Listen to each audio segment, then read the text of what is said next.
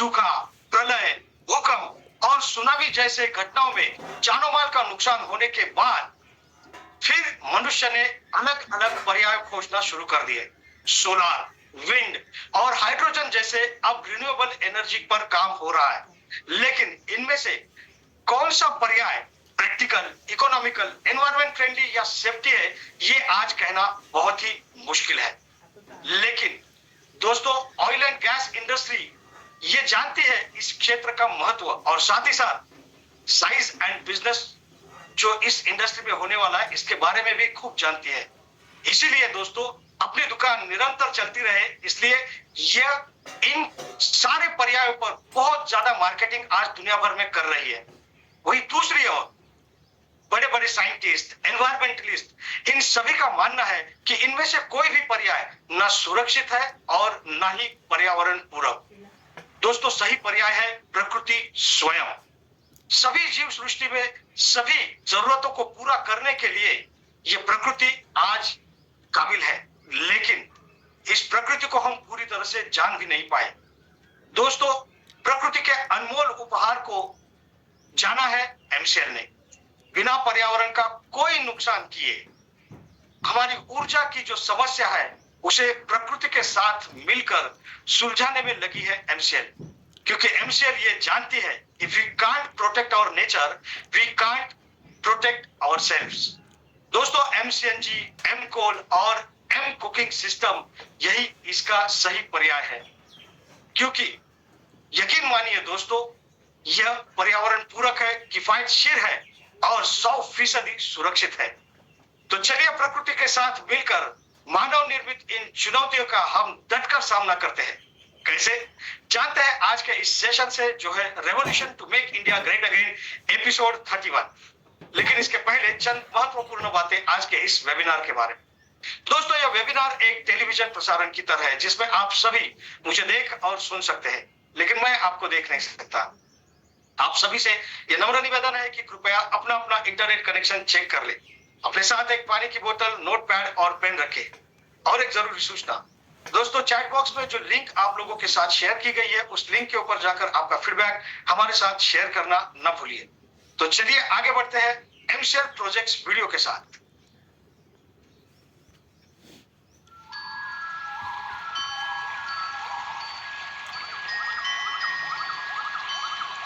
सृष्टि के निर्माण से लेकर अब तक हम इंसान विकास की एक उल्लेखनीय यात्रा कर रहे हैं। हम हमेशा नई चीजों को खोजकर, बदलती परिस्थितियों में खुद को ढालकर दुनिया में औद्योगिक क्रांति लेकर आए हैं। अब हमारी मौलिक जरूरतें सिर्फ खाना, कपड़े और छत नहीं रही, उसमें ईंधन भी जुड़ चुका है। और इस ईंधन की जरूरत को पूरा करने के लिए भारत करोड़ों रुपए खर्च करके दूसरे देशों से एलपीजी आयात करता है, जबकि यही आयात की हुई एलपीजी गैस दुनिया में धमाके और आग जैसी घटनाओं का सबसे बड़ा कारण है। जान का धोखा मानकर भी जरूरतमंद जब एलपीजी खरीदने निकलता है तो एलपीजी के दाम आसमान छू रहे होते हैं। भारत में लगभग 43% घरों में खाना बनाने के लिए साफ ईंधन भी नहीं मिलता और इस आंकड़े में 75% घर गांव और छोटे शहर के हैं। इसलिए जरूरतमंद प्रकृति का सहारा लेते हैं, लकड़ी का इस्तेमाल ईंधन के रूप में करते हैं। पर लकड़ी का इस्तेमाल करके खाना बनाने वाली हमारी माँ और बहन उस लकड़ी के हानिकारक धुएं का शिकार बन जाती है। उन्हें आंखों में खिंचाव, श्वसन समस्याएं, दमा और फेफड़ों के संक्रमण जैसी बीमारियों का सामना करना पड़ता है। हमारी माँ ने भी इन सारी परेशानियों का डट के सामना किया है और इन बीमारियों से लड़ते देखना हमारे लिए भी बहुत मुश्किल था।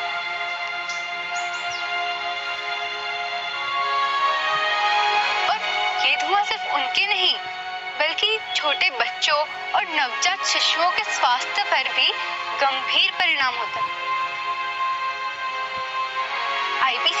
रिपोर्ट्स के अनुसार पिछले दशक में पेड़ों को काटने से लगभग 40% ग्लोबल वार्मिंग का कारण रही है।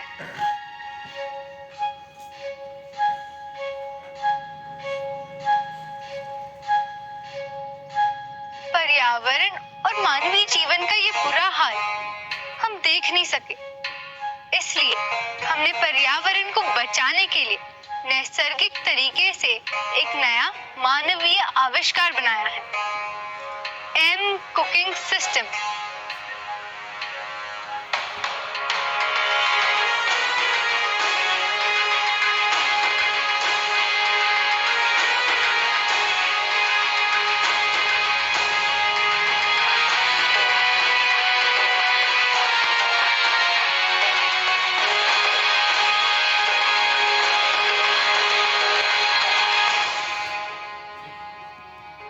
एनसीएल का एम कुकिंग सिस्टम दुनिया का सबसे सुरक्षित और भरोसेमंद ईंधन है।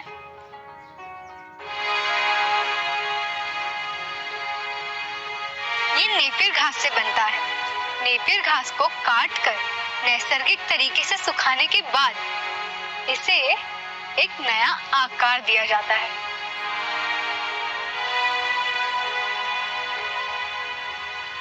अब ये एम कुकिंग सिस्टम एलपीजी का स्थान लेने के लिए पूरी तरह सक्षम है। ये एलपीजी से सस्ता है। इसे इस्तेमाल करना बहुत आसान है। इसके इस्तेमाल से बहुत कम धुआं उत्पन्न होता है, जिससे घर के महिलाओं का स्वास्थ्य हमेशा अच्छा रहता है। इसमें सल्फर वायु नहीं होती, इसलिए इसके इस्तेमाल से पर्यावरण को कोई हानि नहीं पहुंचती। इसकी खेती से गांव के किसानों को पैसे और युवाओं को रोजगार के नए अवसर मिलते हैं। एनसीएल के इस्तेमाल से हमारा भारत देश ईंधन के क्षेत्र में आत्मनिर्भर बन सकता है।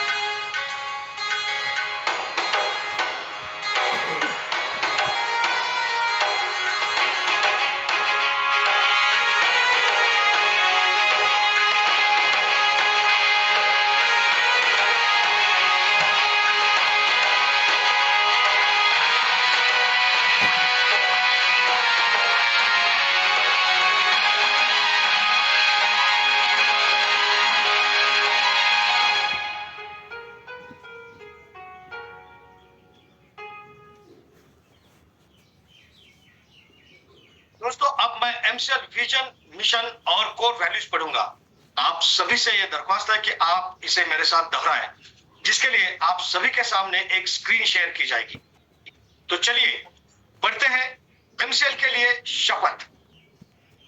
मैं Mangesh Shelar Meera clean fuels limited का सदस्य हूं और अपने पूरे होशो हवास में हमारे संगठन के मिशन और विजन को हासिल करने में इसे सफलता दिलाने की शपथ लेता हूं। मैं एमसीएल के प्रत्येक सदस्य के साथ अपने परिवार के सदस्य की तरह व्यवहार करूंगा और एमसीएल में कभी भी किसी भी सदस्य के साथ उसकी जाति, धर्म, नस्ल, लिंग, संप्रदाय, बोली, शैली, मत और सामाजिक, आर्थिक तथा सांस्कृतिक अक्षमता के आधार पर भेदभाव नहीं करूंगा। मैं संगठन के मिशन को हासिल करने के लिए कड़ी मेहनत करूंगा और अपने संगठन को समृद्ध बनाऊंगा। मैं वादा करता हूं कि संगठन की संस्कृति की रक्षा करने के लिए सभी कर्तव्यों एवं जिम्मेदारियों को पूरी अखंडता, योग्यता और समर्पण के साथ पूरा करूंगा। मैं हमेशा एमसीएल के प्रमुख मूल्यों, नीति संहिता और आचार संहिता का पालन करूंगा और उसके खिलाफ किसी भी तरह के गलत आचरण के लिए हर कार्रवाई के लिए तैयार रहूंगा। मैं न्यायोचित आदेशों का पूरी ईमानदारी के साथ पालन करने और काम में किसी भी तरह की चुनौती का सामना करने के लिए तैयार रहने का वादा करता हूं। एमसीएल विजन 2030 तक भारत को ईंधन के क्षेत्र में आत्मनिर्भर बनाना।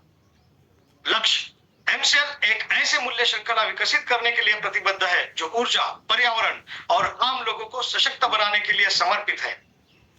बुनियादी मूल्य नवाचार, कुछ नया करना है तो पुराने तौर तरीकों से काम करना बंद करें। पर्यावरणवाद, अगर पर्यावरणवाद के हित में सोचना कोई सिद्धांत है तो इससे बेहतर सिद्धांत दूसरा नहीं हो सकता। देशभक्ति, यह केवल भावना की बात नहीं बल्कि अपने देशवासियों की सेवा करने की योग्यता की बात है। नैतिक आचार संहिता, निष्ठा, हम अपने व्यवसाय में निष्पक्ष, ईमानदार, पारदर्शी रहेंगे और हम केवल सही काम करेंगे भले ही कोई भी आसपास न हो। जिम्मेदारी, हमें जो काम सौंपा गया है उसके लिए हम 100% उत्तरदायी होंगे। साथ ही हम अपने ग्राहक, कर्मचारी, सदस्य, पूर्तिकार और समुदाय सहित सभी हितधारकों के प्रति उत्तरदायी होंगे। अनुराग, हम हर कार्य को मन लगाकर पूरे ध्यान के साथ करेंगे ताकि हमारे उत्पादन, हमारे नवीनीकरण, हमारे परिचालन और व्यवसाय के काम में सबसे ऊंचा मानदंड और गुणवत्ता का पालन हो सके।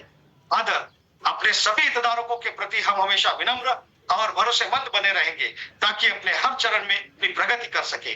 मानवता, हम अपने व्यवहार से यह दिखलाएंगे कि हमारा एक ही धर्म है, मानवता की सेवा। आचार संहिता, हमारे एमसीएल के मिशन को हासिल करने के लिए एमसीएल से जुड़े हर व्यक्ति को आजीवन इस आचार संहिता का पालन और प्रचार करना चाहिए। गोपनीयता अनुरक्षण, एमसीएल आपको बहुमूल्य जानकारी सिखाती है और बांटती है। उस गोपनीय जानकारियों को अपने परिवार के सदस्यों और करीबी दोस्तों सहित किसी भी व्यक्ति को नहीं बताना चाहिए। आपको जो डिजाइन, ड्राइंग और दस्तावेज बताए और दिए गए हैं उन्हें किसी भी व्यक्ति के साथ बांटने के लिए ईमेल ना करें और ना ही इसकी फोटोकॉपी तैयार करें। जितनी जल्दी हो सके घमंड करना छोड़ दे। हमेशा शांत, विनम्र और सभ्य बने रहे। आलोचना, बुराई और परिवाद करना बंद कर दे।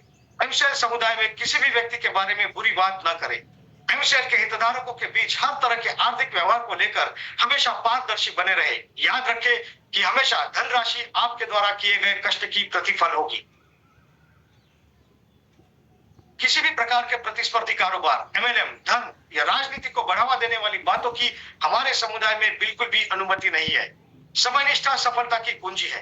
एमसीएल समुदाय द्वारा बुलाई गई हर बैठक के लिए सभी को समय पर उपस्थित रहना चाहिए। ज्येष्ठ और वरिष्ठ जनों के लिए आज्ञाकारी रहे। समुदाय के साथी सदस्यों, कनिष्ठों और महिलाओं की सुरक्षा करें। आपके साथ हर व्यक्ति को सुरक्षित महसूस होना चाहिए। वास्तविक और निष्ठावान प्रशंसा करें। हमेशा अपने आसपास के लोगों को उनके सकारात्मक गुणों की अन्वेषणा के माध्यम से प्रेरित करें और उन गुणों के बारे में सार्वजनिक रूप से प्रचार करें। समुदाय के साथी सदस्यों पर नजर रखें। यदि आपको कोई सदस्य नियमों का उल्लंघन करता हुआ नजर आता है तो कृपया इसे लिखित रूप से प्रशासन की जानकारी में लाने से न हिचकिचाएं। उल्लंघन करने वालों को सख्ती से दंडित, निलंबित, निष्कासित किया जाएगा। तो चलिए दोस्तों, आगे बढ़ते हैं हमारे आज के सुविचार यानी कि आज के हमारे थॉट ऑफ द डे के साथ। आज का हमारा थॉट ऑफ द डे है, if you risk nothing you risk everything.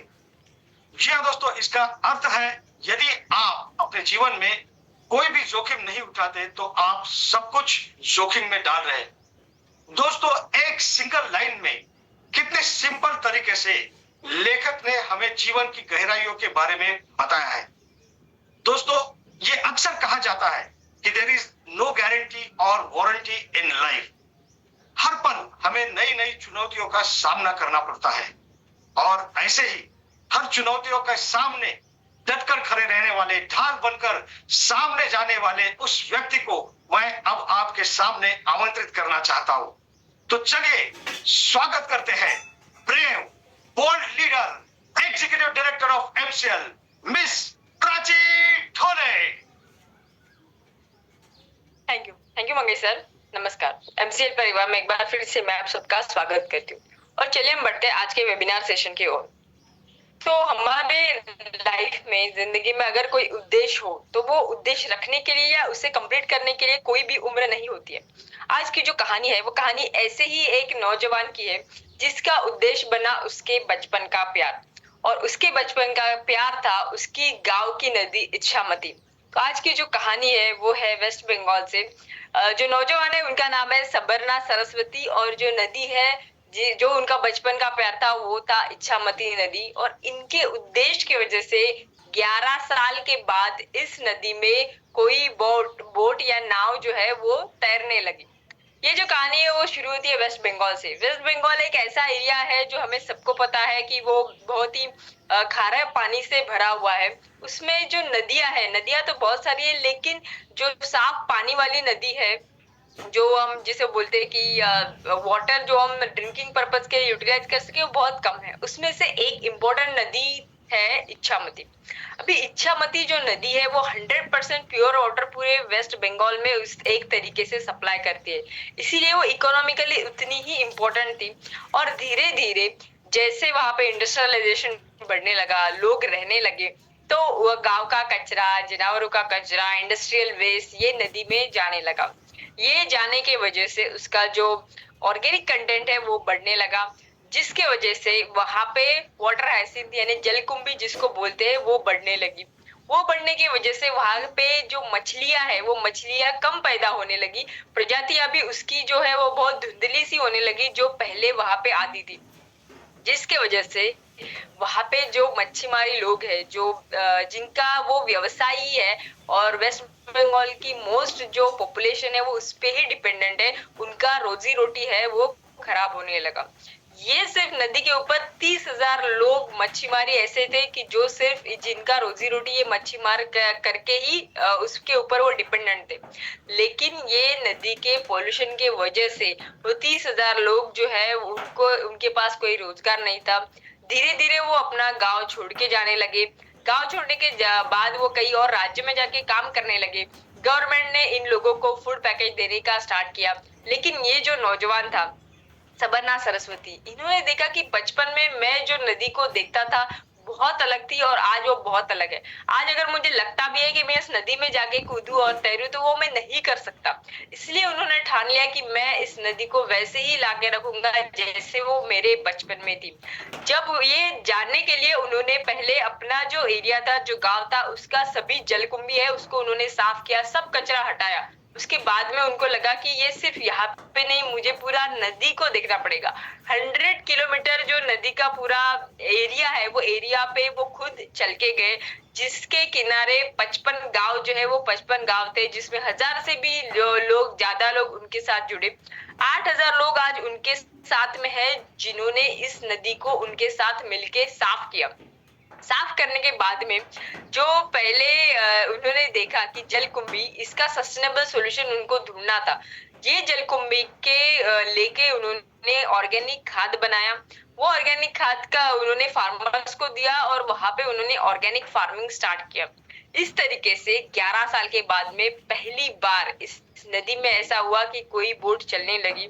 इतना ही नहीं, जो मछली मार पहले मछलियां निकालते थे, एक जार डाल के उनको 100 किलो मिलता था, लेकिन धीरे धीरे वो 10 किलो तक आ गया था। लेकिन आज फिर से वो वही उनका जो 100 किलो तो नहीं लेकिन 50 किलो तक वो फिर से मछलियां बाहर निकालते और वो प्रजातियां जो कि पहले से वो यहाँ पे देख सकते थे। इस तरीके से इस नौजवान को जब पूछा गया कि इतना सब आपने कैसे किया, वो भी इतने कम उम्र में, और 11 साल अपने उद्देश्य पे टिके रहे, तो उनका यही बोलना था कि मेरा उद्देश्य जब तक कंप्लीट नहीं होता मैं कहीं भी हिल नहीं सकता था, यही मेरा एकमेव ड्राइविंग फोर्स था। तो चलिए अभी बुलाते हैं ऐसे इंसान को जिनका उद्देश्य आज नहीं बल्कि आज से 21 साल पहले है। वो उद्देश्य एकदम क्रिस्टल क्लियर है, भारत देश को फिर से नंबर 1 इकोनॉमी बनाना, जिसके लिए उनका 100% डेडिकेशन उस हद तक रहेगा जब तक वो इस अपने उद्देश्य को हासिल ना कर सके। तो ऐसे हमारे MCL के MD and CEO doctor Shyam Golab sir, thanks.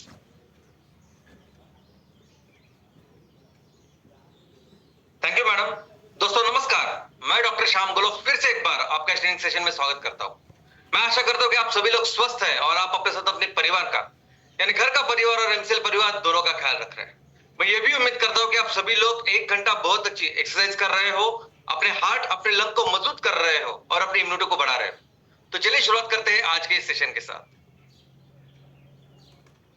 दोस्तों आज जिस स्थिति में हम हैं, स्थिति में हमारा पूरा परिवार, हमारा पूरा संगठन है, हमारी कंपनी है, वो स्थिति है ट्रांसफॉर्मेशन की, वो स्थिति है इवोल्यूशन की। इस स्थिति के बाद हमें बहुत नए ऊंचाई पर रहने वाले हैं, डेवलपमेंट के साथ, विकास के साथ एक नई ऊंचाई पर जाने वाले हैं। लेकिन अभी तक जो भी काम हमने किया, उस काम करने के पीछे, उस तरीके के पीछे एक सोच थी। एक सोच थी कि हम बाकी के स्टार्टअप के जैसे हम अपने कंपनी को बेच के पैसा नहीं चुकाएंगे। जिस तरह से कोई भी स्टार्टअप, कोई भी कंपनी भारत में शुरू होती है और धीरे धीरे पैसे के लिए, फाइनेंस के लिए अपने शेयर्स बेच के अल्टीमेटली उसके पूरे अधिकार किसी बाहर की कंपनी को देते हैं, कोई जापानीज, कोई चाइनीज, कोई अमेरिकन कंपनी को देते हो, वैसे हमने सोचा था कि हम ऐसा नहीं करेंगे।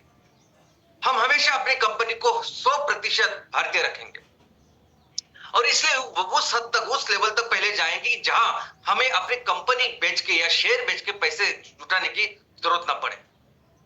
दूसरी हमारी सोच थी कि हम हर गांव में, हर तहसील में इनोवेशन, एंटरप्रेन्योरशिप, इसको बढ़ावा देंगे, इसको प्रमोट करेंगे। दोस्तों दुनिया के जितने भी महान साइंटिस्ट है, संशोधक है, उन्होंने कभी भी जो फॉर्मल एजुकेशन होके यानी PhD बन के वो साइंटिस्ट नहीं बने। तो जो काम किया वो दिल से किया, पैशन से किया, उसके बाद वो महान साइंटिस्ट बने। हमारे जो एंटरप्रेन्योर थे, जो दुनिया के सबसे बड़े, इनफैक्ट भारत के नहीं तो पूरे दुनिया में जितने भी महान उद्योजक हैं, जितने भी महान एंटरप्रेन्योर और बिजनेसमैन हैं, वो कैसे बने? तो किसी एमबीए स्कूल में पढ़ के बिल्कुल नहीं बने। वो अपना काम पूरी तरह से लगन के साथ करके बने। तो इसलिए हमने भी कोशिश की इस एग्जीक्यूशन को, इस प्रोजेक्ट को इस तरीके से करते हैं ताकि जितने भी इश्यूज हो, जितने भी चैलेंजेस हो, इस चैलेंजेस को लोग समझे, उसकी पढ़ाई करें। हर वो चीज जो हमारे इस बिजनेस में है, जो इस प्रोजेक्ट में है, उसके ऊपर पढ़ाई करें, काम करें, और जो भी प्रॉब्लम है, सॉल्यूशन है, उसके ऊपर चैलेंज है, उसके ऊपर सॉल्यूशन लेके आए। यही तो तरीका है इनोवेशन का, यही तो तरीका है एंटरप्रेन्योर बनने का, और ये बेस्ट तरीका है। ये बेस्ट तरीका, इससे ही बहुत महान एंटरप्रेन्योर और साइंटिस्ट का निर्माण होता है दोस्तों। लेकिन आज अभी जिस लेवल पे हम जाएंगे, ये जो ट्रांसफॉर्मेशन हो रहा है, उसके बाद जिस तरीके से हम काम करेंगे, वो काम सेम बाकी की किसी भी कॉर्पोरेट कंपनी जैसे ही होगा।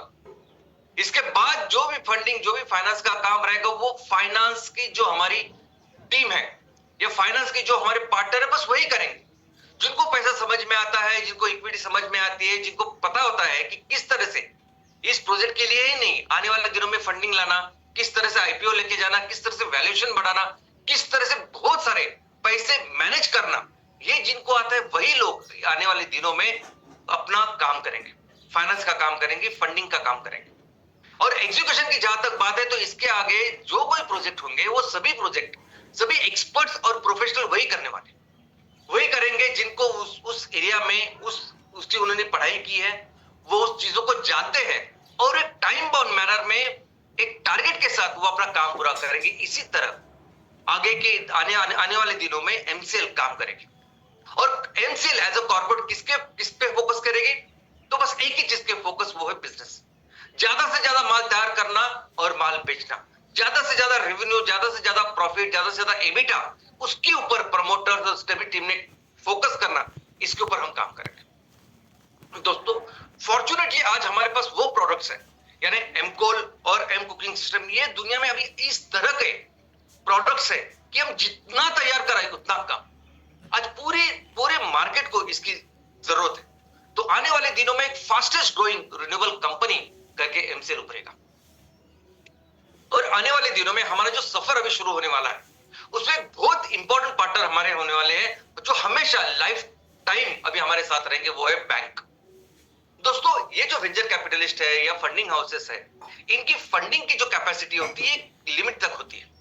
वो एक लिमिट तक फंडिंग कर सकते हैं, लेकिन लॉन्ग टर्म जब इतने सारे प्रोजेक्ट्स या बिजनेस करने हैं, तो हमें ये बड़े फाइनेंशियल इंस्टीट्यूशन या बैंक जिसे हम कहते हैं, इनके साथ ही चलना होगा, जैसे कोई भी कॉर्पोरेट चलते हैं। और ये जो बैंक्स होते हैं, इनके पास कई तरह के अलग अलग इंस्ट्रूमेंट्स होते हैं। सिर्फ लोन ही नहीं, क्लाइमेट बॉन्ड हो सकता है, या कार्बन क्रेडिट्स के अगेंस्ट कोई बहुत सारा फंडिंग आ सकता है, वो बैंक के थ्रू ही आने वाला है।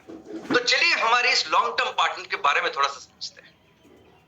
सबसे पहले तो बैंक वहां है जहां पैसे है, जहां पैसे की जरूरत है, जहां हमें पैसे को इस्तेमाल करना है, वहां बैंक की कंपलसरी आज की तारीख में जरूरत है। और पैसे की जरूरत कहां होती है? हर जगह होती है, हर दिन होती है, हर एक मौके पे होती है। आप घर पे रहिए, घरेलू कई सारी चीजों में होती है, स्कूल कॉलेज से लेके, बिजनेस से लेके, ट्रिप से लेके, हर चीज में आज पैसे की जरूरत होती है। और जब पैसे की जरूरत होती है, तो इस पैसे को संभालने वाला, इस पैसे का ख्याल रखने वाला, और हमारी तरफ से इस पैसे के कई सारे कार्य करने वाले ऐसी कोई थर्ड एंटिटी या ऐसी चीज की हमें जरूरत होती है, और उसी इंस्टीट्यूशन को, उसी संस्था को हम कहते हैं बैंक। दोस्तों, ये जो बैंक है, ये प्रॉपर 100% एक बिजनेस ऑर्गेनाइजेशन। अभी बिजनेस की व्याख्या हम कैसे करते हैं?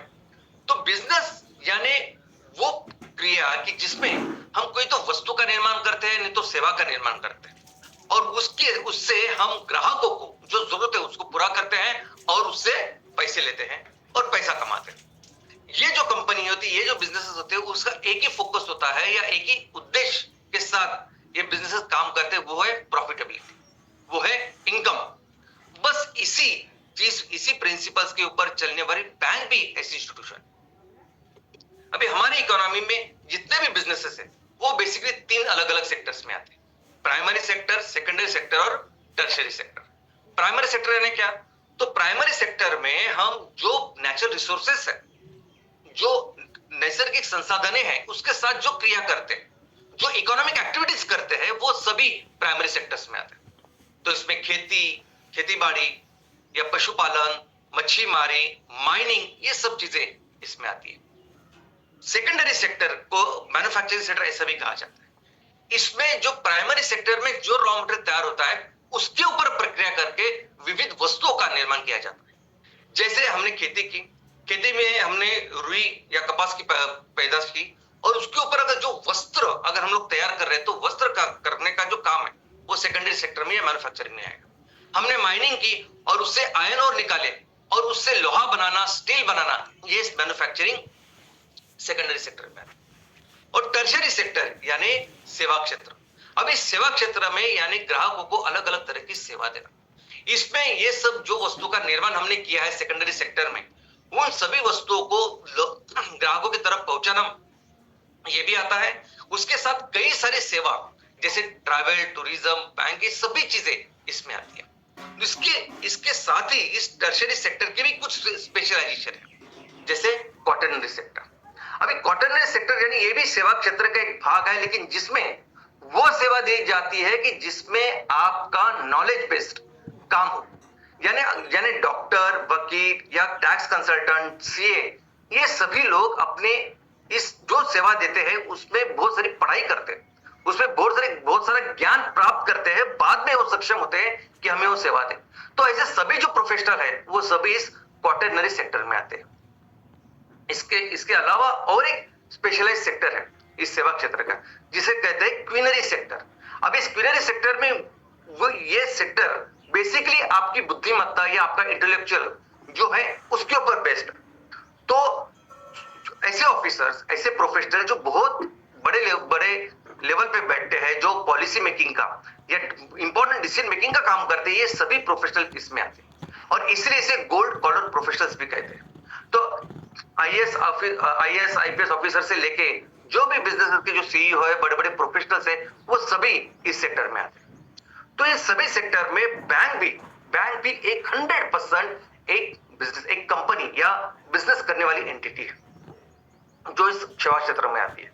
और ये बैंक भी वो सभी जो बेसिक प्रिंसिपल्स है जिसपे कोई भी कंपनी, कोई भी बिजनेस चलता है, उसी प्रिंसिपल्स के ऊपर ये भी चलती है, और वो प्रिंसिपल है प्रॉफिटेबिलिटी, कार्य का निर्माण करना, वो अपना जो प्रोडक्ट है वो ग्राहकों को बेचना और उससे पैसा कमाना। इतने बेसिक प्रिंसिपल के ऊपर ये बैंक भी काम करती है। अभी बैंक का वर्किंग कैसे है? तो देखिए, बैंक बेसिकली एक ऐसे इंस्टीट्यूशन है जो वित्तीय सेवा प्रदान करती है। बैंक का प्रोडक्ट क्या है? तो ये सेवाएं हैं। तो बैंक अल्टीमेटली पैसे से रिलेटेड जो कुछ सेवा होती है वो हमें प्रदान करती है। लेकिन बैंक का भी कैसे काम होता है कि जो भी पैसे बैंक के पास होते हैं और जो भी वित्तीय सेवा बैंक प्रदान करती है, वो भी पैसे बैंक खुद किसी न किसी से लेती है, वो भी ब्याज के ऊपर। अगर उसमें डिपॉजिटर्स है, अगर पब्लिक जो डिपॉजिटर जो उनके सदस्य है उन्होंने पैसा रखा हुआ तो उनको भी इंटरेस्ट देना पड़ता है। अगर कहीं दूसरे बैंक से लिया है, सरकार से लिया है, तो भी उसके ऊपर पैसा देना पड़ता है, इंटरेस्ट देना पड़ता है। तो इंटरेस्ट के ऊपर, इस ब्याज के ऊपर ये बैंक, ये इंस्टीट्यूशन पैसे जमा करता है और उसी पैसे को फिर से जिनको जरूरत है उनको वो पैसे देती है, वो भी इंटरेस्ट के ऊपर। और इन दोनों के ज्यादा इंटरेस्ट के ऊपर, और दो इंटरेस्ट के बीच में जो फर्क है वो उसका प्रॉफिट है। तो बेसिकली कहां से आते हैं ये पैसे, कहां से बैंक जुटाते पैसे? तो नंबर 1 है पब्लिक डिपॉजिट। हर कोई व्यक्ति, यानी जिसको भी, हर किसी व्यक्ति को आज पैसे की जरूरत होती है, पैसे से कई सारे काम की जरूरत होती है, और इसलिए हर व्यक्ति को आज की तारीख में बैंक की जरूरत है। ये व्यक्ति अपने पैसे सुरक्षित बैंक में रखते हैं। ये सभी डिपॉजिट्स को मिलके बैंक के पास एक अच्छा खासा डिपॉजिट होता है जिसका उपयोग बैंक करती है। उसके साथ ही शेयर होल्डर एक दूसरा तरीका है। ये दूसरा वे है कि जिससे बैंक पैसे जुटाती है। जो प्रमोटर होते हैं ओरिजिनल, जो बैंक को तैयार करते हैं या बैंक की शुरुआत करते हैं, या दूसरे कोई स्टेक होल्डर जो अपना पैसा इस बैंक में डालते हैं, इनसे भी पूंजी जमा होती है। उसी के साथ बैंक बाकी के कंपनियों जैसा भी काम करती है। जैसे कोई भी कंपनी पैसा जुटाने के लिए जो भी चीजें करती है, यानी शेयर मार्केट में लिस्ट होना या जो अलग अलग जो फाइनेंशियल इंस्ट्रूमेंट्स है उसके जरिए पैसा जुटाना, चाहे वो बॉन्ड हो, चाहे वो डेरिवेटिव्स हो, शेयर्स हो, इनके जरिए जैसे कोई भी कंपनी पैसा जुटाती थी वैसे सेम बैंक भी करता है, बैंक भी वैसा कर सकता है। और चौथा इंपॉर्टेंट जो एस्पेक्ट है वो है गवर्नमेंट। दोस्तों, बैंक बहुत जरूरी है किसी भी देश के आर्थिक और सामाजिक विकास के लिए।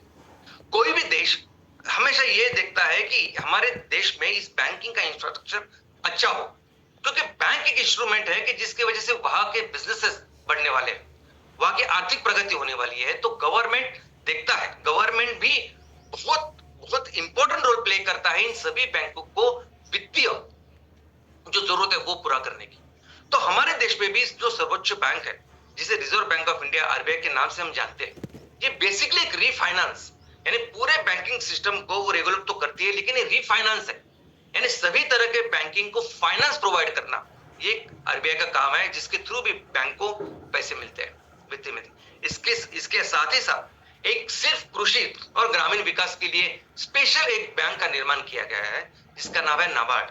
वो भी राष्ट्रीय लेवल पे ऐसी बैंक है जिसका फोकस ऐसी होती है कि जो बैंक कृषि क्षेत्र में या ग्रामीण विकास के क्षेत्र में कोई भी वित्तीय सेवा देना चाहती है, उनको रीफाइनेंस करना।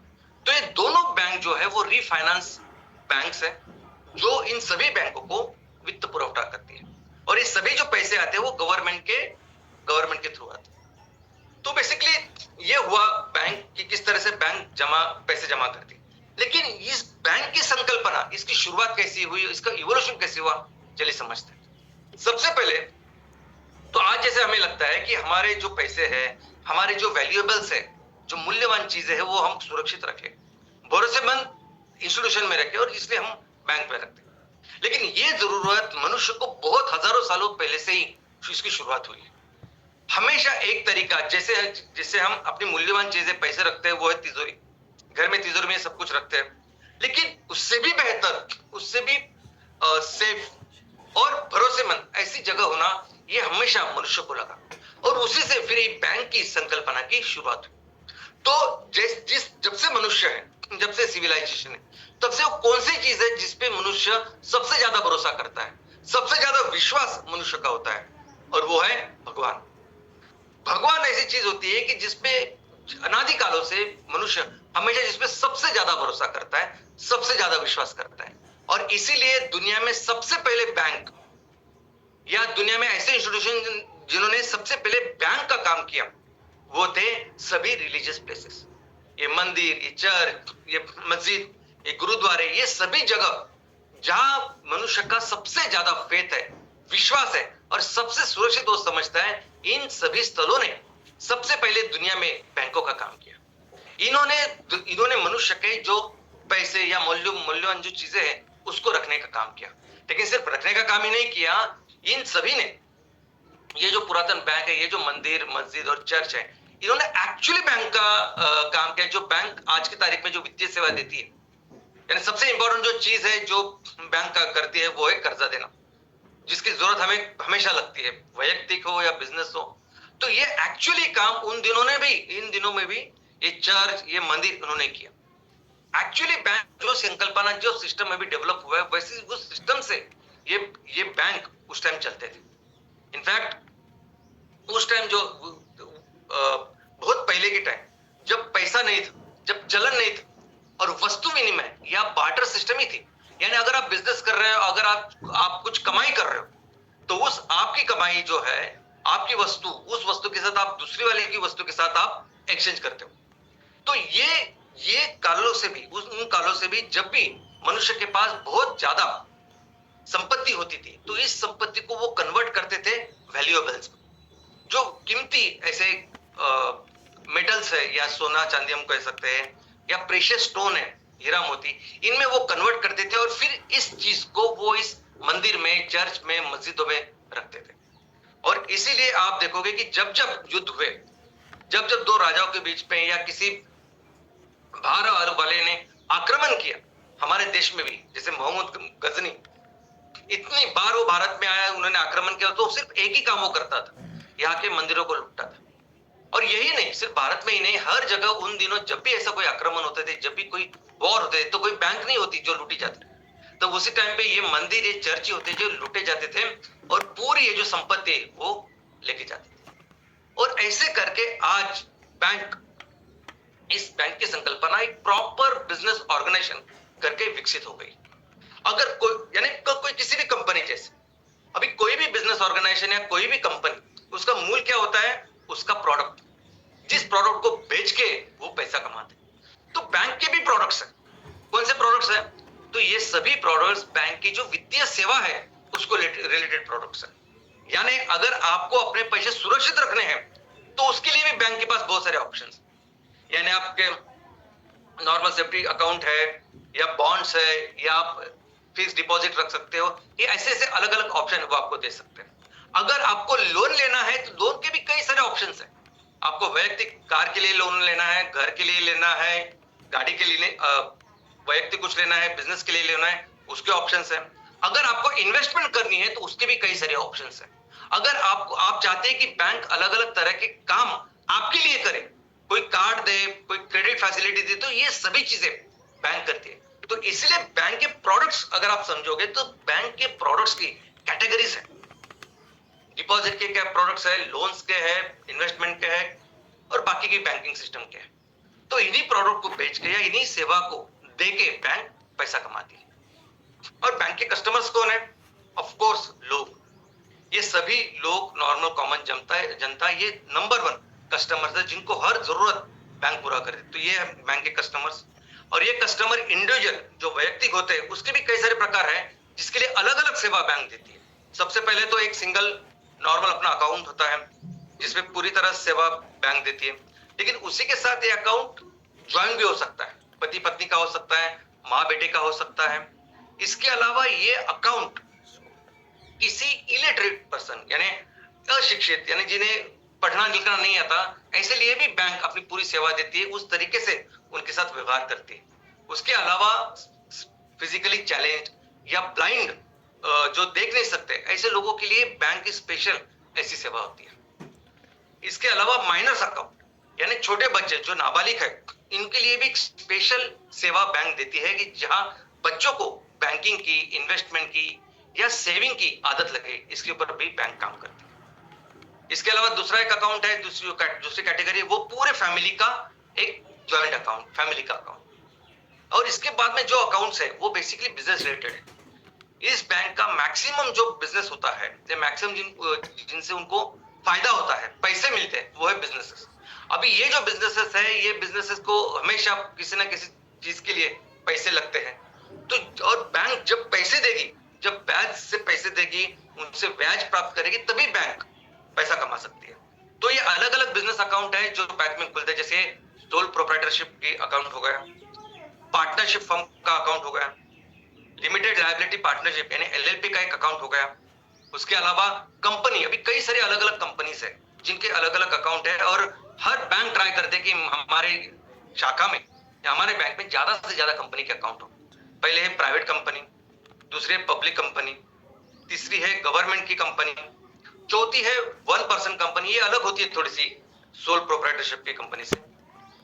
और पांचवी है बाकी कई सारी कंपनी, जैसे कोई फॉरेन कंपनी है, कोई सब्सिडरी कंपनी है, और कंपनी के अलग अलग प्रकार, ये सभी बैंकों के कस्टमर्स हैं।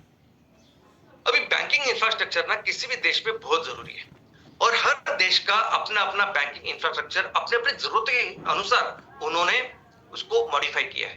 तो भारत की भी जैसी जरूरत है, भारत को भी जैसे उसकी आर्थिक और सामाजिक परिस्थिति है, जो ऑब्जेक्टिव और लक्ष्य है, उस तरह से हमारे यहाँ भी एक उसकी संरचना थोड़ी सी अलग है। सबसे पहले तो अलग अलग टाइप्स के बैंक हमारे यहाँ, हमारे देश में पहले है government banks. Total 12 government banks है और जिनकी शाखाएं ऑलमोस्ट 90,000 से भी ज्यादा है। दूसरे है प्राइवेट बैंक्स या कमर्शियल बैंक्स, लगभग 22 ऐसे बैंक्स है और जिनकी शाखाएं ऑलमोस्ट 30,000 है। उसके अलावा है फॉरेन बैंक्स, 46 बैंक्स है हमारे यहाँ काम करते हैं और जिनके ब्रांचेस 268 है। अब ये फॉरेन बैंक भी जो है वो मैक्सिमम मेट्रो सिटीज में है और इसकी भी जरूरत होती है जब आप यहाँ कोई अंतरराष्ट्रीय व्यवहार करते हैं, अंतरराष्ट्रीय कोई ट्रेड करते हैं, उसके लिए इनकी जरूरत पड़ती है। उसके अलावा है बहुत बड़ा एक इंफ्रास्ट्रक्चर हमारे देश में है, वो है सहकार क्षेत्र के बैंक। और इस सहकार क्षेत्र का बैंक का जो फोकस है, ऑब्जेक्टिव है, वो बेसिकली ग्रामीण विकास है। इसलिए आप देखोगे 99% इनके जो बैंक है, इनकी जो शाखाएं हैं, वो ग्रामीण इलाकों में है और सिर्फ 1-1.5% जो शाखा है वो शहरी इलाकों में है। अभी हमारे देश में हमारी पूरी जो आर्थिक हमारा पूरी जो इकोनॉमी है वो आज भी एग्रीकल्चर बेस्ड है। आज भी 60% से ज्यादा लोग डायरेक्टली इनडायरेक्टली एग्रीकल्चर के ऊपर, आज भी आधे से ज्यादा लोग ग्रामीण या गांव में रहते हैं। तो बहुत जरूरी है कि इन लोगों के लिए और एग्रीकल्चर रिलेटेड सभी एक्टिविटीज के लिए योग्य ऐसे वित्त सप्लाई या फाइनेंशियल सप्लाई हो, और इसके लिए स्पेशल केयर या स्पेशल संरचना इंफ्रास्ट्रक्चर गवर्नमेंट ने बनाया है। वो क्या है? तो इन सभी चीजों को देखने के लिए गवर्नमेंट में एक बहुत बड़ी राष्ट्रीय लेवल की एक इंस्टीट्यूट तैयार की है, एक बैंक तैयार किया है जिसका नाम है नाबार्ड, कृषि और ग्रामीण विकास की राष्ट्रीय बैंक, ऐसा नाबार्ड का फुल फॉर्म है। और ये जो बैंक है वो टोटली डेडिकेटेड है, फोकस्ड है कि कृषि और ग्रामीण विकास होना चाहिए, रूरल डेवलपमेंट होनी चाहिए। और इसलिए क्या करती है, तो ये बैंक बेसिकली रीफाइनेंस बैंक है, यानी जिस तरह से आरबीआई है उस तरह से नाबार्ड भी है। नाबार्ड आरबीआई के अंदर काम करती है, लेकिन पूरे देश में सभी बैंक का, सहकारी बैंक और प्राइवेट बैंक, गवर्नमेंट बैंक, जो भी बैंक कृषि क्षेत्र में और ग्रामीण विकास के लिए काम करना चाहती है, उन सभी बैंकों को रिफाइनेंस करना, उनको पैसे देना, ये काम नाबार्ड करती है। अभी सहकारी क्षेत्र की जो संरचना, जो इंफ्रास्ट्रक्चर भारत में तैयार हुआ है, वो 100% उसके जो पैसे आते हैं वो आते हैं नाबार्ड से। नाबार्ड हर एक सहकारी बैंक को ये पैसे देते हैं। उसके अलावा कोई भी अगर कमर्शियल बैंक भी हो, प्राइवेट बैंक भी हो, लेकिन उनको कृषि क्षेत्र में, ग्रामीण विकास में काम करना है, तो उनको भी रीफाइनेंस करने का काम नाबार्ड करती है। हमारे देश में जिस तरह से एडमिनिस्ट्रेशन को लेके एक पंचायत समिति का सिस्टम है, त्रिस्तरीय, यानी ग्राम पंचायत लेवल पे है, तहसील लेवल पे है और जिला लेवल पे है, उसी तरह ये सहकारी बैंक को लेके भी एक त्रिस्तरीय रचना है। एक रचना है जो गांव के लेवल पे, शहर के लेवल पे है, दूसरा लेवल है जो जिला या डिस्ट्रिक्ट लेवल पे है, और तीसरा जो स्ट्रक्चर है वो स्टेट या राज्य स्तरीय है। और इन सभी स्ट्रक्चर्स में, चाहे वो नाबार्ड हो या बाकी सभी कंपनी हो, ये हर तरह के बिजनेसेस को वो फाइनेंस करती है। अभी कौन से बिजनेस सेक्टर है कि जिसको बैंक फाइनेंस करते हैं, जिसमें बैंक बिजनेस करती है, तो एक भी ऐसा सेक्टर नहीं कि जहां बैंक काम ना करती हो, क्योंकि हर एक बिजनेस को, चाहे वो चाय का ठेला हो या कोई भी बड़ा कॉर्पोरेट हो, हर एक बिजनेस को बैंक की जरूरत लगती है। हर एक बिजनेस बैंक का कस्टमर है। लेकिन कुछ चीजें ऐसे हैं जो चीजें बहुत इंपॉर्टेंट है।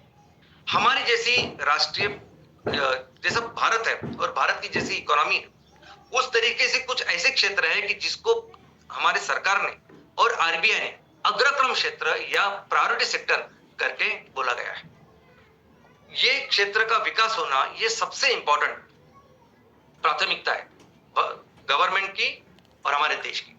और इसमें फिर गवर्नमेंट में आरबीआई ने ऐसे रूल बनाया है कि जब भी आप कोई फाइनेंशियल सपोर्ट या फाइनेंशियल सप्लाई करते हो, जितने भी लोन आप देते हो, उसमें से कम 40% लोन ये प्रायोरिटी सेक्टर को या इस अग्रक्रम क्षेत्र को जानी चाहिए, ऐसा उन्होंने लिखा है। और आप देख सकते हैं कि 40% लोन ये कंपलसरी उस प्रायोरिटी सेक्टर को जाने चाहिए। उसमें से ऑलमोस्ट आधा अगर कुछ है, ऑलमोस्ट 16, 18 या 20% अगर कुछ है, तो वो है खेती। तो सबसे इंपॉर्टेंट है खेती को वो कंपलसरी जितने भी आप पैसे देते हो, उसमें से 20% तक आप खेती को, कृषि को देना चाहिए। उसमें है लघु, सूक्ष्म और लघु उद्योग, उसमें है जो ग्रामीण लेवल के जो काम करते हैं, कुटीर उद्योग वगैरह, ये सब उद्योग, ये सभी ये प्रायोरिटी सेक्टर में। इसके अलावा एजुकेशन, अफोर्डेबल हाउसिंग, ये सभी इंपॉर्टेंट क्षेत्र है जो सभी अग्रक्रम क्षेत्रों को आते हैं। और ये अग्रक्रम क्षेत्रों को फंडिंग करना ये सबके लिए अनिवार्य है।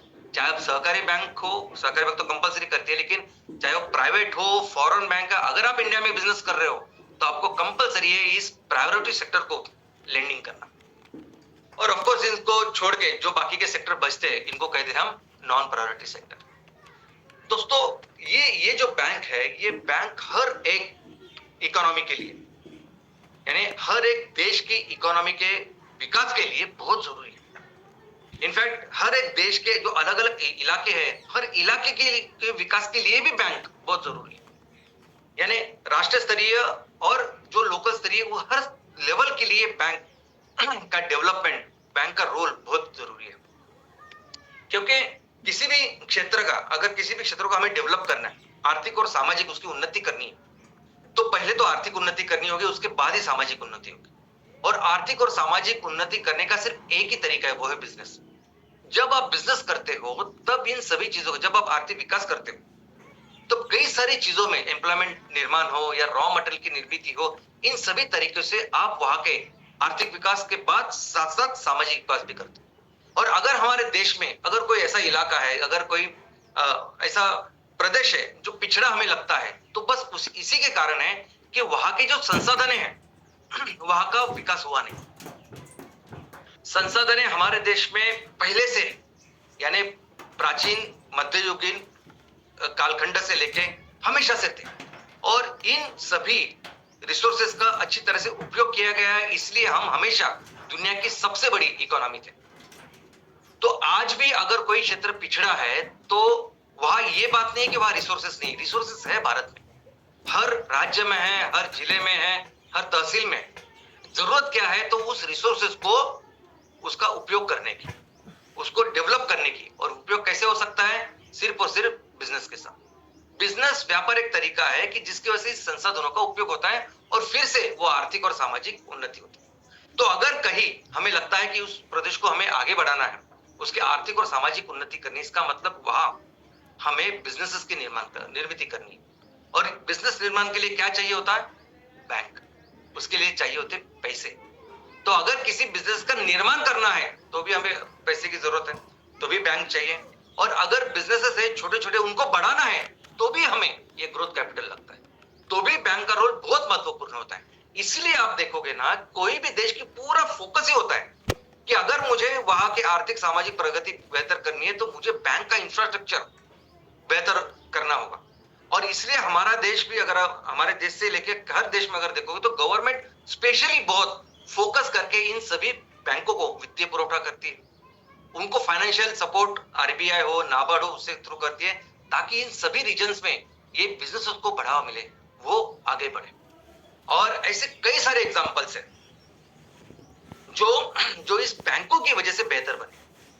अभी दुनिया में सबसे बेहतर, सबसे अच्छा इकोनॉमिक डेवलपमेंट का मॉडल अगर कोई है जिसके बारे में पूरी दुनिया में चर्चा होती है, पूरी दुनिया में पढ़ाया जाता है कि किस तरह से ये डेवलपमेंट हुआ, चाहे वो अमेरिका, जापान या किसी भी देश में जब पढ़ाया जाता है तो उनको पढ़ाया जाता है जापान के बारे में। जापान एक ऐसी इकोनॉमी थी, जापान एक ऐसा देश था, विश्व युद्ध 2 के बाद वो पूरी तरह से बर्बाद हुआ, कुछ भी नहीं था, ना किसी के पास पैसे थे, ना कुछ रिसोर्सेज बचे हुए थे।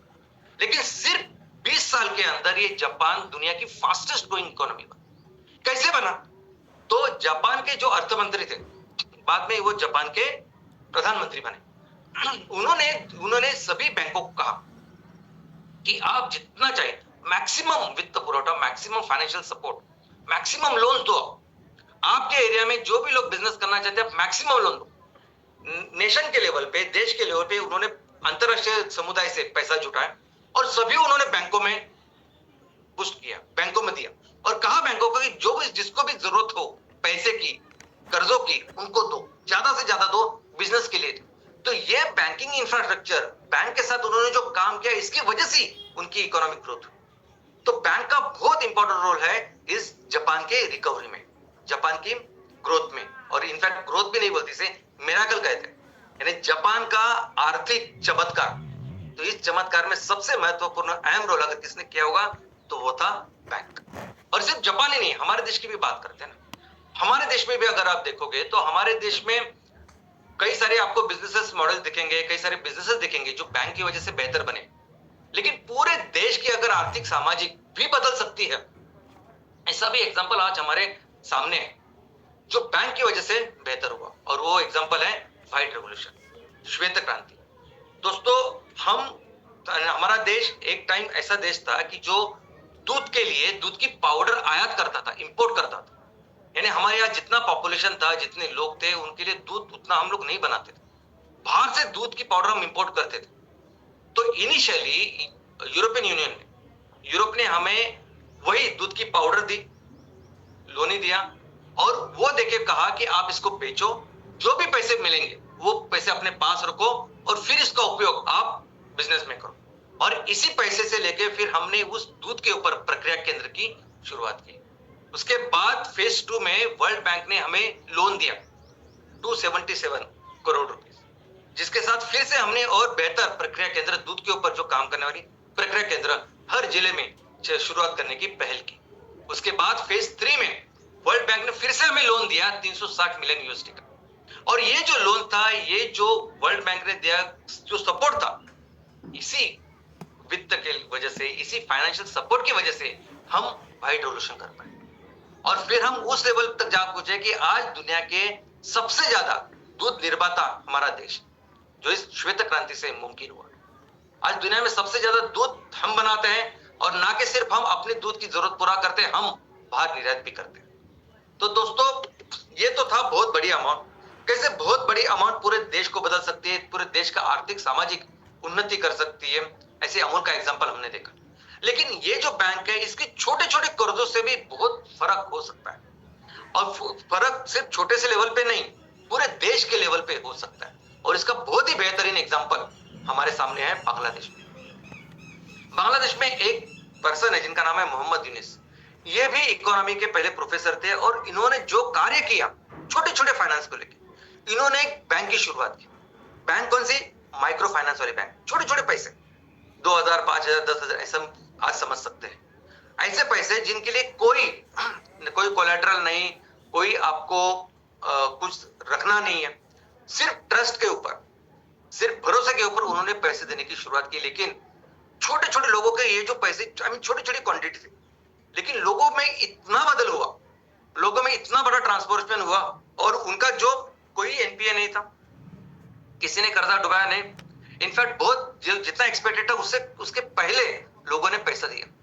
लेकिन इसके वजह से जो इकोनॉमिक, जो आर्थिक और सामाजिक उन्नति हुई उस देश की, जिसकी वजह से इनको 2006 में नोबेल पुरस्कार मिला। और कई सारे ऐसे एग्जाम्पल क्रिएट हुए, यानी स्पेशली महिलाओं को लेके या महिलाओं बचत को लेके जो काम इस बैंक ने किया, उसकी वजह से पूरे ट्रांसफॉर्मेशन बहुत बड़े समुदाय में। तो हमारे देश में भी अब ऐसी स्कीम की शुरुआत हुई है। हमारे देश में भी मुद्रा लोन की शुरुआत हुई है, जिसमें एक स्ट्रक्चर हमने तैयार किया है कि जिसमें कोई भी व्यक्ति जिसको बिजनेस करना है, जिसको आगे बढ़ना है, वो छोटे से लोन के साथ शुरुआत कर सकता है, जिसको कोई तारण या कोई कोलैटरल की जरूरत नहीं, कोई सिक्योरिटी की जरूरत नहीं। और धीरे धीरे करके, यानी शिशु से लेके फिर वो किशोर बन सकता है, फिर वो तरुण बन सकता है। यानी शिशु के लेवल पे पहले आप 50,000 तक लोन ले सकते हो, जिसे कोई कोलैटरल की जरूरत नहीं। वो चुकाने के बाद फिर आप 5 लाख तक लोन ले सकते हो, जिसे किशोर कहते हैं, और बाद में तरुण यानी 10 लाख तक आप जा सकते हो। तो बेसिकली ये भी वैसे ही सेम आज जो अपॉर्चुनिटी है वो हमारे देश में भी है। हमारे देश में भी ये स्कीम है कि जिसमें 50,000 तक अगर आपको कोई भी बिजनेस करना है, तो आपको बैंक को कोई सिक्योरिटी या कोलैटरल देने की जरूरत नहीं होती, ये पैसे आपको मिलते हैं। लेकिन इस बैंकिंग सिस्टम में आज हमारे देश में कुछ चैलेंजेस हैं। क्या चैलेंजेस है? तो सबसे बड़ा जो चैलेंज है वो है नॉन परफॉर्मिंग असेट्स, यानी वो कर्ज वो जो डूब जाते हैं। अभी कर्जा ही अगर डूब गया, अभी जैसे मैंने कहा कि ये सभी बैंक जो कर्जा देते हैं, उस कर्जे के ऊपर जो उनको इंटरेस्ट मिलता है उसके ऊपर चलते हैं, वो उनका प्रॉफिट होता है। अभी ये जो पैसा वो लाते हैं कर्जा देने के लिए, वो भी उन्होंने कहीं से तो लिया होता है, उसके ऊपर भी उनको इंटरेस्ट देना होता है। तो अगर इंटरेस्ट से लाया हुआ पैसा अगर आपने इन लोगों को दिया और उन्होंने अगर पैसे वापस ही नहीं किया, तो बैंक कर ही नहीं सकती कुछ। और इसको कहते हैं नॉन परफॉर्मिंग असेट या डूबने वाले कर्जे, से सिंपल बोल सकते हैं हम लोग। तो ये एक बहुत बड़ा इशू आज हमारे देश में है। इनफैक्ट 2018 में जो पिक था उससे अभी ये थोड़ा सा कम होता जा रहा है, और अभी ये एनपीए कम हो रहा है। लेकिन फिर भी अगर आप देखोगे तो ग्लोबल लेवल पे जितना एनपीए का ऑन एन एवरेज है, उससे हमारा थोड़ा सा एनपीए ज्यादा है। हमारा जो एनपीए का परसेंटेज है वो 5.9 है, आइडियली वो 2-2.5 इतना होना चाहिए, तो ये ज्यादा है, लेकिन अभी कम हो रहा है।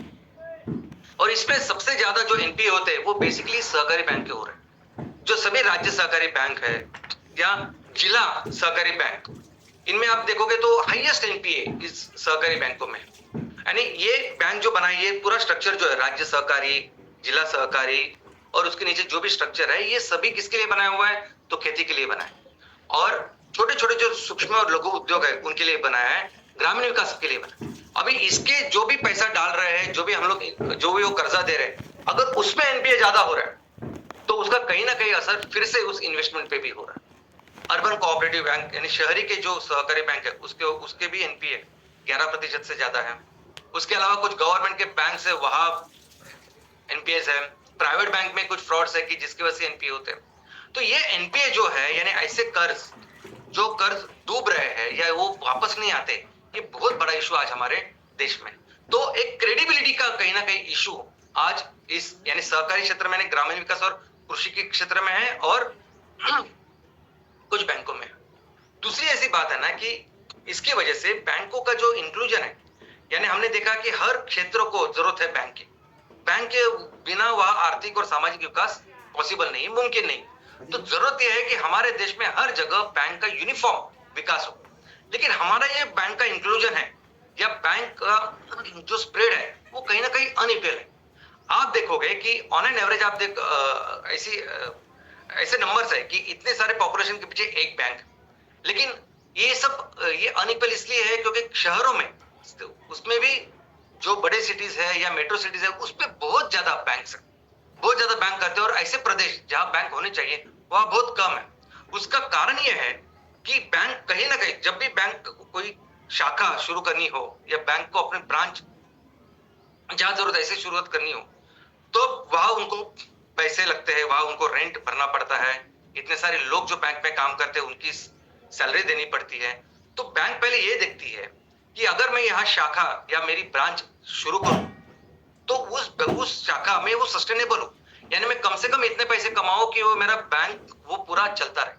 और जब भी वो ऐसे ग्रामीण या किसी इलाके में जाने की कोशिश करते तो उनको वो फिजिबिलिटी नजर नहीं आती और इसकी वजह से कहीं ना कहीं बैंक वहां जाने को डरते हैं और ज्यादा से ज्यादा फिर शाखाएं वो शहरों में जहां उनको लगता है कि नहीं यहाँ तो अपना हमारा अच्छा बिजनेस होने वाला है वहां जाते हैं और इसलिए थोड़ा सा अनइक्वल ऐसा इंक्लूजन हमारे देश में। इसके अलावा 40% लोन किसे देने हैं? तो अग्रक्रम क्षेत्र को देने हैं। 40% लोन प्रायोरिटी सेक्टर को देने हैं। अब ये 40% लोन देना ये कंपलसरी है, आरबीआई से है, नाबार्ड से है, गवर्नमेंट से है और उनसे उनको फाइनेंस भी होता है। लेकिन क्या होता है कि उस सेक्टर में जब उनको लोन देना होता है तब उनका एनपीए जो हमने देखा वो ज्यादा है। तो कहीं ना कहीं कुछ बैंक क्या करते हैं कि जो लोन है उसका डाइवर्जन करते हैं, यानी जो नॉन प्रायोरिटी सेक्टर है उसको भी प्रायोरिटी सेक्टर दिखा रहे हैं और उसमें अपना लोन या पैसा दे रहे हैं। और तीसरा ये है कि इनका एनपीए ज्यादा होने की वजह से यानी कृषि और ग्रामीण विकास ये एरियाज में ज्यादा एनपीए की वजह से फिर वहां बैंक पैसा देने से डर रही है और इसका सीधा असर हमारी कृषि के ऊपर, हमारे एमएसएमई जो सूक्ष्म और जो लघु उद्योग है उनके ऊपर हो रहा है। और कोई भी ऐसी क्रेडिबल कंपनी आती नहीं, कोई भी ग्रामीण या एग्रीकल्चर में काम करने की कोशिश नहीं होती जिसकी वजह से ये क्रेडिबिलिटी बढ़े। तो इसकी वजह से ये कंपनियां नहीं है, बिजनेसेस कम है और इसकी वजह से बैंक का भी जो सप्लाई है वो कम है, इनएडिक्वेट है। और यही बैंक ना होने की वजह से या बिजनेसेस उस क्षेत्र में यानी कृषि और ग्रामीण विकास में ज्यादा ना होने की वजह से उसका इंफ्रास्ट्रक्चर भी उतना डेवलप नहीं होता। तो एक विशेष साइकिल बनती है। एक तो वहां एनपीए ज्यादा होने की वजह से बैंक डरती है, कोई क्रेडिबल फेस नहीं है कि जिसके वजह से हम लोग इस क्षेत्र को लोन दें और कोई बड़ी कंपनी वहां नहीं काम करती इसलिए इंफ्रास्ट्रक्चर डेवलप नहीं होता। इसलिए थोड़ा सा विशेष साइकिल हमारे कृषि क्षेत्र में और ग्रामीण विकास में बन चुका है। अभी इसका सोल्यूशन क्या है? तो सोल्यूशन दोस्तों अगर आप देखोगे ना तो बैंक कंपलसरी है। किसी भी राज्य में, किसी भी जिले में जरूरत है कि वहां पर्याप्त संख्या में बैंक, जिस तरह से एजुकेशन जरूरी है, स्कूल जरूरी है पढ़ने के लिए, वैसे ही आर्थिक विकास के लिए कंपलसरी है वित्तीय सेवा। बहुत सारे हम काम नहीं कर पाते क्योंकि वो जो वित्तीय सेवा या जो सपोर्ट हमें मिलना चाहिए वो हमें नहीं मिलता। इनफैक्ट बाकी के देशों में हमने देखा कि जहां जहां सपोर्ट दिया गया वो देश की इकोनॉमी कितनी आगे बढ़ गई। तो हर जगह हमें बैंक की ग्रोथ में जरूरी है। लेकिन सबसे बड़ा प्रॉब्लम क्या है बैंक का? क्यों नहीं जाती बैंक? देखो बैंक को भी प्रायोरिटी सेक्टर है, बैंक को भी जाना है, बैंक को भी लोन देना है, उसके ऊपर ही बैंक, वही तो बैंक का बिजनेस है। लेकिन प्रॉब्लम आज है बैंक का, वो है क्रेडिबिलिटी। कौन रिस्पॉन्सिबिलिटी ले? यानी वहां अगर हम ग्रामीण क्षेत्र में गए, वहां कृषि क्षेत्र को लेके या ग्रामीण विकास के लिए या सूक्ष्म और लघु उद्योगों के लिए अगर हम कर्ज देना चाहते हैं, अगर हम वित्तीय जो सेवाएं यानी कर्ज से लेके लोन से लेके सभी कुछ ऑल इंक्लूसिव अगर हम लोग सर्विसेज देना चाहते हैं, तो कौन जिम्मेदारी लेगा जो हमारी इस कर्जों को डुबाएगा नहीं? और यही प्रॉब्लम है ना कि वो बैंक उस तरह से कंट्रीब्यूशन नहीं कर। लेकिन अगर बैंकों ने ठानी, बैंकों की वजह से इन दोनों क्षेत्र में यानी कृषि क्षेत्र में और ग्रामीण विकास के में बहुत बड़ा एक कंट्रीब्यूशन हो सकता है, एक बहुत बड़ा आर्थिक और सामाजिक विकास हमारे देश का उन प्रदेशों का हो सकता है। और इसी में आने वाले दिनों में बहुत महत्वपूर्ण भूमिका होगी एमसीएल की।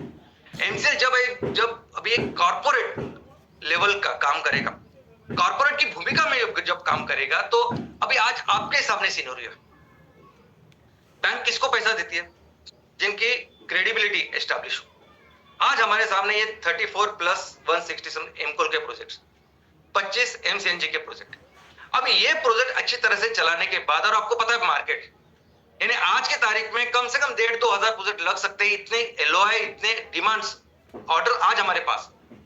तो ऐसी कंपनी जो एक बार ये प्रोजेक्ट होने के बाद ये सभी फाइनेंशियल्स जब हमारे बैलेंस शीट में आएंगे, ये सभी चीजें जब दिखेगी बैंक को, तो बैंक तो मोर देन रेडी है ये सब हमें पैसा देने के लिए।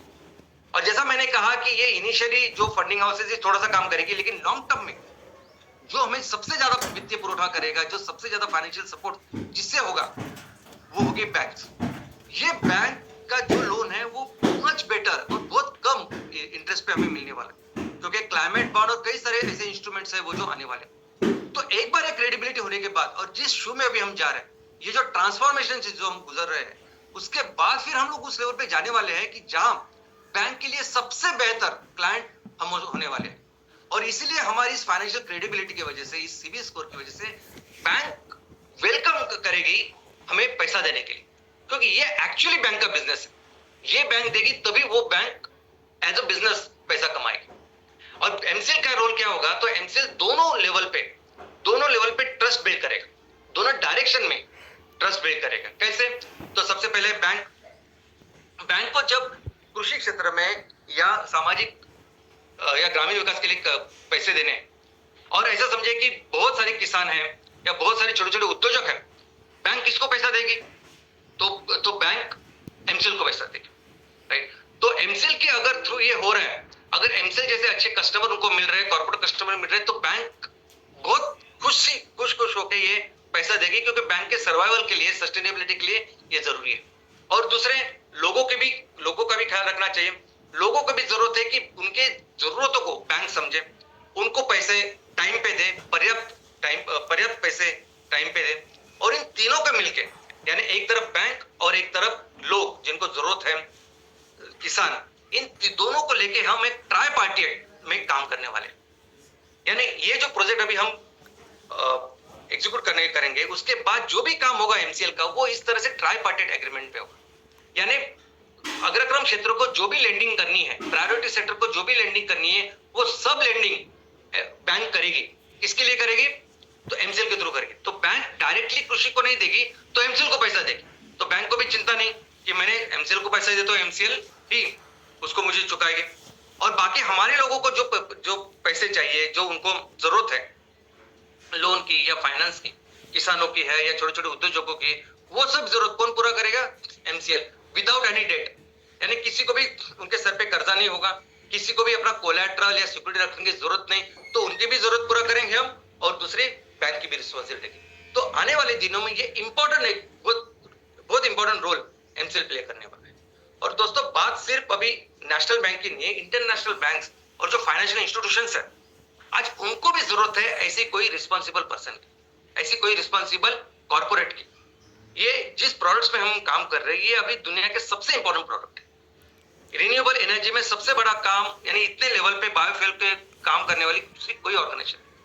तो आने वाले दिनों में सस्टेनेबल फूड को लेके, सस्टेनेबल फ्यूल को लेके, या सस्टेनेबल जो अलग अलग चीजें हैं जो पेट्रोकेमिकल को रिप्लेस करेगी, इन सभी चीजों के लिए बहुत बड़ा अगर वित्तीय सप्लाई या फाइनेंस अगर किसी के थ्रू आएगा, तो होगा एमसीएल।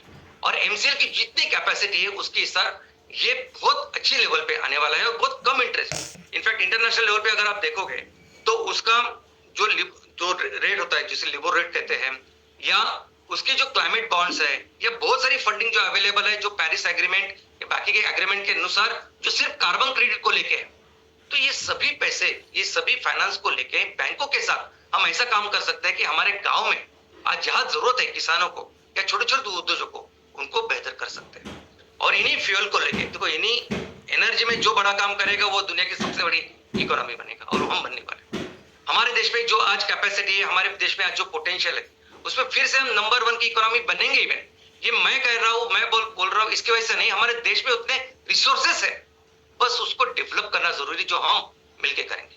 और इसलिए एमसीएल के थ्रू हमारा देश दुनिया की सबसे बड़ी इकोनॉमी बनेगा, जिसमें बैंक की भूमिका बहुत अहम होगी, और मिलकर हम फिर से अपने देश को दुनिया के सबसे महान देश बनाएंगे। धन्यवाद। भारतीय बैंकिंग प्रणाली का इतना विस्तृत लेखा जोखा इतने कम समय में अगर किसी ने बताया होगा तो वो आज केवल डॉक्टर शाम से ने बताया था। सो गुड मॉर्निंग एमसीएल परिवार, और एक शुक्रवार शाम से का ट्रेनिंग वेबिनार हमारी सोच पे एक जोरदार रहा। तो आपने अगर गौर सुना होगा तो कैसे भारतीय बैंकिंग प्रणाली कार्य काम करती है, उसके क्या क्या उसके वजूद है, उसके क्या क्या पिलर्स है, और उसके साथ में वो किस दिशा में जा रहा है और एमसीएल उसे किस दिशा में लेके जाएगा, वो ज्यादा इंपॉर्टेंट था। और उसको इतनी सरलता से शाम से समझाया है कि जो सवाल अगर आपके दिमाग में कुछ होंगे तो उनका भी आपको जवाब मिल गया होगा, क्योंकि हमारा जो हमारी जवाबदेही है वो ना ही एमसीएल के प्रति है बल्कि भारत नहीं पूरे विश्व के इकोनॉमी के प्रति है। और उसके लिए हमें छोटी छोटी जवाबदारी निभानी पड़ेगी, जैसे वो सरस्वती ने बनाई, जिसकी कथा, जिसकी स्टोरी पाषाण ने बताई। तो सुनिएगा, सोचिएगा हम किस दिशा में जा रहे हैं और हमारा जो फाउंडेशन है वो कितना स्ट्रॉन्ग है, और वैचारिक तौर पर हम कितने मजबूती से एमसीएल को आगे बढ़ा रहे हैं। Thank you very much Shyam sir, thank you पैची madam, and thank you very much each and stakeholders of MCL परिवार। जय हिंद, जय Hind. Thank you very much doctor Lavesh sir, and thank you very much Prachi madam. दोस्तों फिर एक बार आप सभी को मैं याद दिलाना चाहता हूं कि चैट बॉक्स में जो लिंक आप लोगों के साथ में शेयर की गई है, उस लिंक के ऊपर जाकर आपका फीडबैक हमारे साथ जरूर शेयर कीजिएगा। तो चलिए साथ ही साथ हम आगे बढ़ते हैं और शुक्रिया अदा करते हैं श्याम सर का, जिन्होंने हमें आज बैंकिंग प्रणाली, उसका महत्व और किस प्रकार से आने वाले दिनों में इस क्षेत्र के साथ मिलकर आगे बढ़ेगा एमसीएल, और साथ ही साथ हमारे सभी किसान भाई बहनों का हम किस प्रकार से उद्धार करेंगे, ये सारी बातें आज हमें बताई। इसके लिए मैं तहे दिल से और पूरे एमसीएल परिवार की ओर से उनका शुक्रिया अदा करता हूँ। दोस्तों साथ ही साथ आप सभी जो हमारे परिवार के साथ में जुड़े, ऐसे हमारे सभी स्टेक होल्डर्स, हमारे परिवार का हिस्सा, नेशनल सस्टेनेबिलिटी कंसल्टेंट्स, हमारे बीडीए, हमारे एमएसएस और एमवीपी और चैनल पार्टनर, इन सभी का मैं तहे दिल से शुक्रिया अदा करता हूं, क्योंकि आप सभी के जोर पर ही आज एमसीएल यहाँ इस मुकाम तक पहुंच गया है। दोस्तों आने वाले दिनों में ये सारा चित्र किस प्रकार से बदलेगा, ये हर सप्ताह हम देखते हैं, सुनते हैं और उसके ऊपर अमल करते हैं, और जल्द ही वो चित्र हमें देखने को मिलेगा। इसी उम्मीद के साथ चलिए आगे बढ़ते हैं, और मैं आप सभी लोगों को ये रिक्वेस्ट करूंगा कि आप अपना और अपने परिवार का और संपूर्ण एमसीएल परिवार के सेहत का ख्याल रखिएगा। फिर मिलेंगे अगले शुक्रवार, तब तक के लिए आप सभी से मैं अलविदा कहना चाहूंगा। धन्यवाद।